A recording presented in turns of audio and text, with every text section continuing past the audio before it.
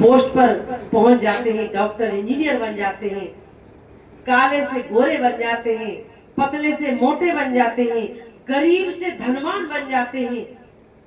मकान नहीं है अच्छी बिल्डिंग मकान बना लेते, सब संसार में सब जगह बनाने वाले और बनने वाले तैयार हैं। लेकिन एक मानव से महामानव,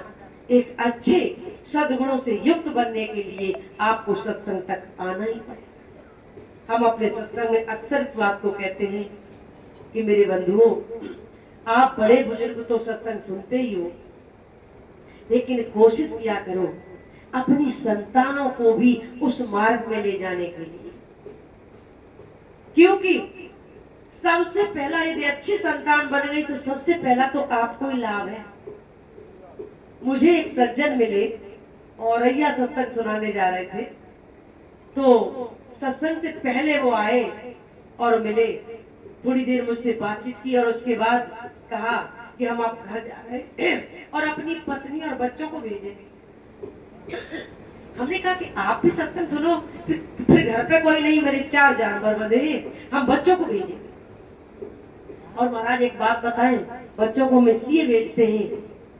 कि मेरे बच्चे सत्संग सुनेंगे तो इस बात की हम छाती ठोक के कहते हैं, वो घर पे आके मुझे गाली नहीं देंगे,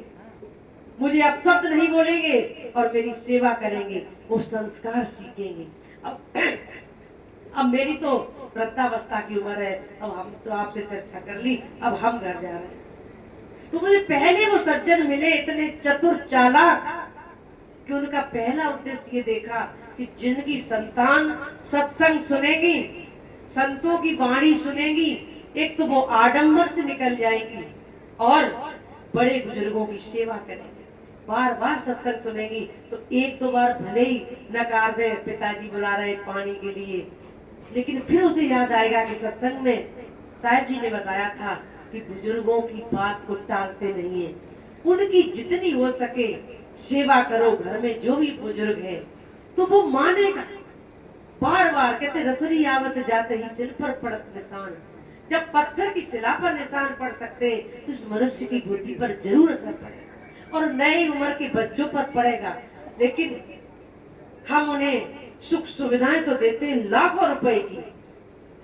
1.5 लाख की बाइक आती है, 10 लाख से नीचे कोई 4 व्हीलर नहीं आती है, आजकल 35 से 50 1.5 लाख तक का फोन आता है,